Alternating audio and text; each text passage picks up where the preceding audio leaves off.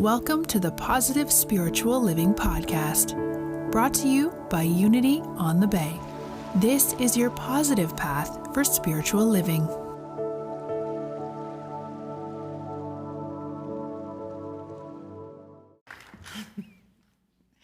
So here we are, the fourth week of our fall program, and today we're going to be talking about the third unity principle. But I wanted to take a moment and recognize that October is National Breast Cancer Awareness Month.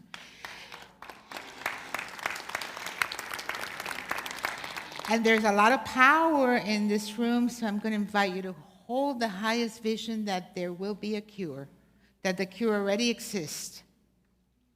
It is done. So, can anybody tell me what's the first unity principle? One presence, one power. And what's the second one? That's one of them. That's one of them. But what's the second one? Protection. Huh? Love. What did we? What? Compassion. I'm hearing love, compassion. What else? Divinity within us. That resonates. What's the third? Thoughts what? Thoughts held in mind, produced after their kind, which is what we're going to be talking about today. The fourth is prayer. And the fifth? That's the action step. Not enough to know it. And I'm asking you because we've been working with this amazing book that I highly recommend, because these 5 principles, if you really work them, they work. That's it. They can change your life, transform your life. I believe that that's why I am in unity, and I am a unity minister, because I said, unity doesn't really have a lot of dogma, but it has these fabulous, amazing principles that could totally transform my life. And it's a formula for life, basically. But it's not so much memorizing the principles as it's here. Yes, study them, sit with them, journal on them, but then put them in your own words. And this is just kind of like the way that I just said, the easy formula. First thing is, there's only one power, the goodness of God, an absolute goodness beyond duality. It's kind of like there's this infinite ocean of energy, this vibration, only one, in which we live and move and have our being. So in other words, we are ideas in this mind of God, in this infinite love, in this infinite presence. It's like the wave cannot be separated from the ocean. It is made of the same thing.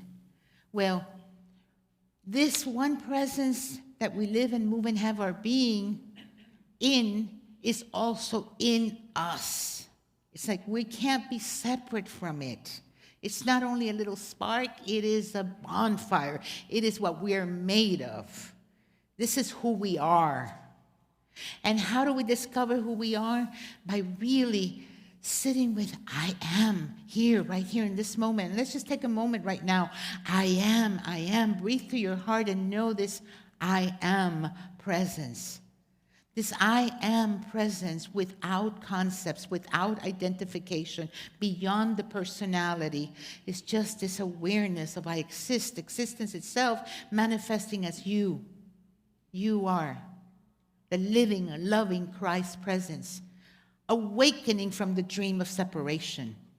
And if we just simply be right here, I am. That's enough. That's I am is opening the space for the divine to move through you as you, because God is waking up in each and every one of us. We are the hands, we are the feet, we are the voice of the one that's knowing itself in its own creation. That is the presence of the divine. And in this I am, there's infinite power, infinite possibilities. It's right here. This I am is made up of its love, its wisdom, its joy, its peace. It is the strength, it is power right here. And if you want any guidance, all you need to do is breathe and go to the heart. Bow down to this divinity. It is in the stillness and in the silence that we listen to that still small voice that's always, always telling us to wake up, that we're so much more than what we think that we are. For we were created in the image and the likeness of our Creator. And our Creator is not this image that we made up of this old man up there somewhere in the clouds taking account of what we're doing. This is a principle. It is a universal energy. It is the allness of there is, and it's everywhere present. It is the essence of what we are. Feel that presence, embody that presence. It is who you are. The only thing that can stop you from being this present or thinking that you're not is a thought. Because if I ask you right now, who are you? What are you? What's the first thing that comes to your mind? Who are you? Who are you? Huh? Albert?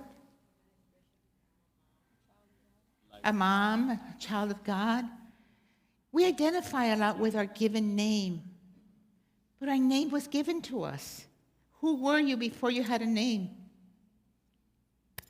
Who were you before you even had a face? Think about that. We identify so much with our name, our age, our gender, our skin color, our personality, our sexuality, but beyond all that, who are we? That is our divine nature, and it also our common humanity that we're all experiencing, this sense of separation, because our senses tell us there's a body there, there's a body here.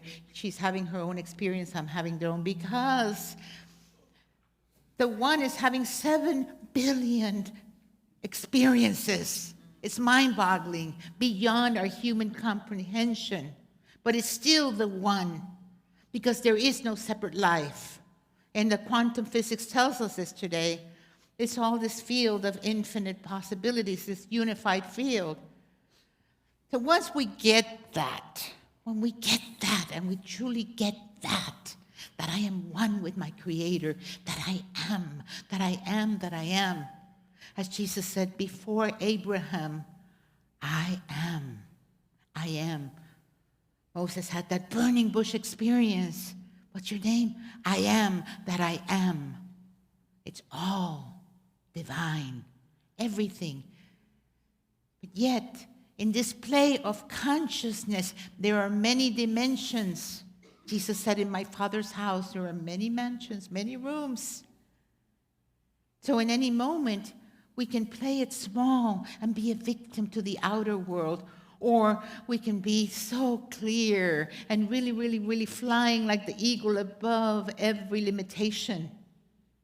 That's how powerful we are, because we create our experiences in this world of phenomena according to our thinking. And this is what I want to talk about today, is this third principle. Before I talk about this third principle, it is important to know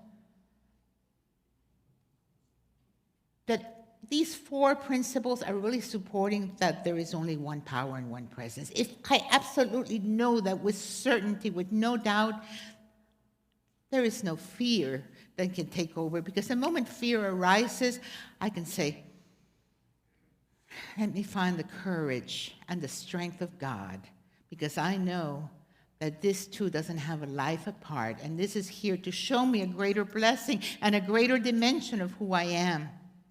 So once I know that with absolute certainty that the whole universe is here to support who I am and my own awakening, because it's all God knowing itself, then I can use this third principle to create a better dream, to live a better life, to make this a better world, to anchor heaven on earth, because that's what we're here to do, to awaken from the dream and to anchor this presence right here, right now. And the third principle talks about that human beings create their experiences by the activity of their thinking. Everything in the manifest realm has its beginning in thought. This podium that you see, the chair that you're sitting, this whole sanctuary was first thought of, envisioned in somebody's mind. Everything that we see out here, this blouse that I'm wearing, everything was first thought about, envisioned in somebody's mind. And what we think about all the time, those thoughts that are held in mind, produce after their kind. They show up as an experience of reality. Now, here's the key. It's not only the words that you put out. Yes, words are great. But you know what? God doesn't care if you're speaking English or Portuguese or Spanish. God cares about the universe response to our feeling tone, to our vibration, because we're living in a field of energy.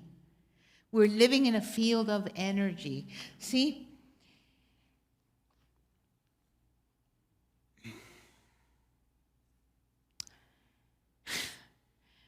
You feel the tingling around you?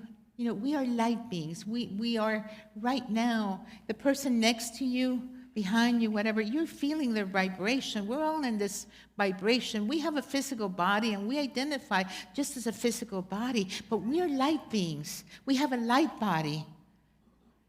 We are vibrations. We are energy. Most of what you see is not as solid as it seems. It's mostly empty space filled with energy, with intelligence that's moving. So in this wonderful book by Ellen Davenport, she says, if you are vibrating with joy, you will experience more joy. If you are vibrating with misery, you will experience more misery. Your vibration is reinforced no matter what. Seeing this evidence of what we already believe often fools us into thinking that events come first, followed by feelings. We think that something outside of ourselves made us happy or sad or angry. But in truth, it is the opposite. We live from the inside out.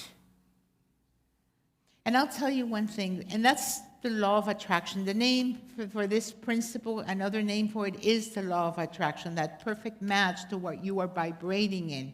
And many people say, oh, I've visualized and I affirmed and it doesn't really work. Well, it doesn't work because you might be affirming, I am abundant, I am prosperous, but behind those thoughts, there might be feelings of, oh my God, how am I going to pay the rent? I don't have any money, I don't have anything, I'm in lack. So what is it that you're really putting out into the universe that there is not enough? I'll tell you one thing, the times when I have manifested easily like this, I have done so in a very playful manner, because you actually bring the joy, bring the vibration high, and then you let it go. I'll tell you one time when I was going to Unity Village, it was my first time going to Unity Village, where I was going to be serving as a mentor in the field licensing program in which I graduated from. My roommate was taking me to the airport, and I remember getting my bag and putting it in the middle of the living room and explaining to him how the program worked, and then that I was going to have a mentee, and I was going to mentor this person for 4 years before they get ordained, and twice I would have to be visiting their church with all my expenses paid. So I said to him when I put the luggage down, I closed my eyes and I took a breath and I said, so the person that I am going to mentor is going to be in, and I saw the map of the United States. I saw myself energetically traveling to New York, up in the Northeast coast, up to the California, and then I saw ocean, and I saw myself going, and landing in Hawaii. And I went, Hawaii! When I get to Unity Village, the person that's in charge of the program, she says, it was in the middle of the bad recession that we went through, and she says, we're being very mindful, and this year we're pairing people up by their regions. But there's someone coming that you are going to be the perfect mentor for, and she is in Hawaii. So I went to Hawaii twice. And like that, I can go on and on, the times the universe has surprised me in amazing ways. But I'll tell you one thing, I choose to live my life in magic, and choosing to live my life as it is a miracle. I don't take anything for granted. Every morning when I wake up, I say, thank you, God, for this miracle of life. Because I don't know what to expect on this day, but I know that only good will come to me. Einstein said, there are two ways to live your life. One, as if nothing is a miracle. The other is as if everything is a miracle. And you know what? I am choosing to see life as a miracle, not take anything for granted.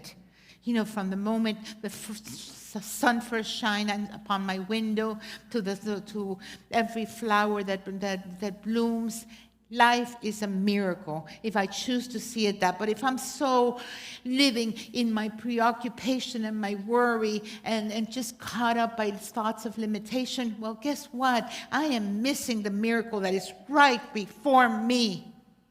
Yeah. No, life is too precious, too magnificent. And we are creative. We're amazing beings of light. And we want to tap into this presence. But here's the key. Here's the way that our mind works. We are continually replaying over and over again that which we do not want by playing over and over those belief systems that are there, those core belief systems that we don't really want to manifest. But we begin, when we're not conscious of our lives, we begin with a conclusion already. And then we go and we find the evidence to match that conclusion. For example, if I think that, I am unlovable, everybody abandons me, everybody leaves me, guess what I'm going to get? A lot of people that will abandon me and leave me. Because that's the conclusion that I go forth. And then I go forth to find the evidence. I'll go and I will attract exactly that person that's going to really come into my life and walk out of my life. And then I'm going to blame the person and say, that's the way it is. That's the story of my life. And the brain doesn't know the difference. And the universe just reacts to your vibration.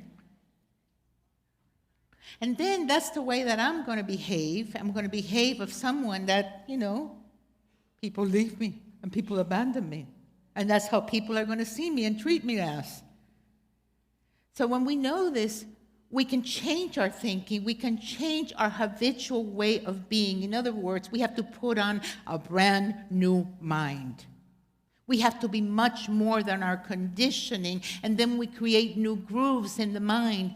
But see, most of our thoughts, 99% of our thoughts are recycled. We put on the same mind day in, day out. So it is time to get a new mind, a whole new mind, a mind where we put God first, where we put the good first, so that when we turn on the news and we see everything that's going on in the world, we don't react in the same vibration, that we first go to prayer, communion with God, and go, okay, God, that doesn't mean that I'm going to ignore what is happening here, but let me bring the highest vibration of love to whatever situation there is. Then I can take action. Yes, I am in communion with the divine, and I am led by God, and the awakened Christ in me is what's going to show up in every moment of my life.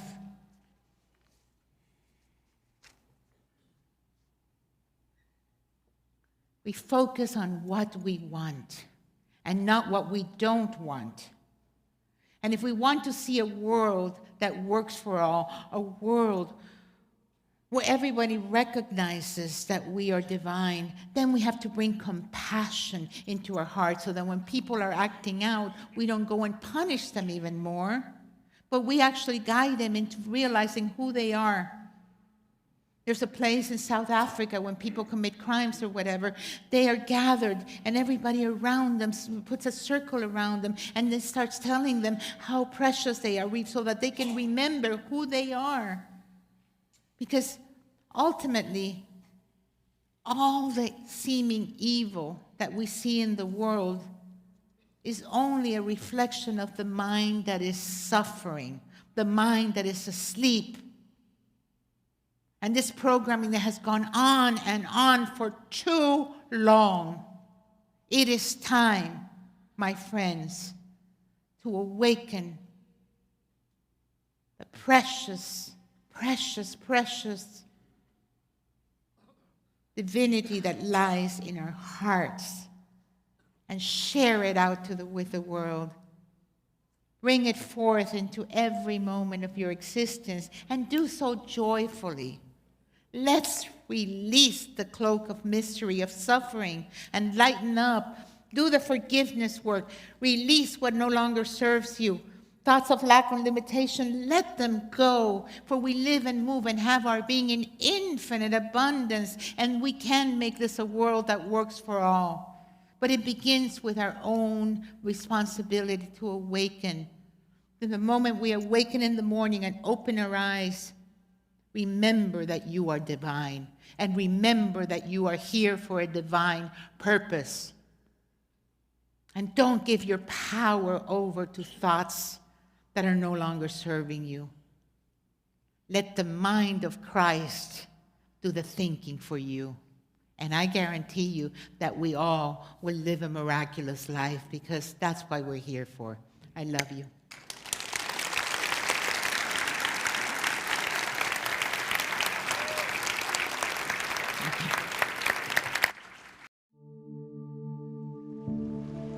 We hope you enjoyed this episode of the Positive Spiritual Living Podcast, brought to you by Unity on the Bay, a spiritual community located in Miami, Florida.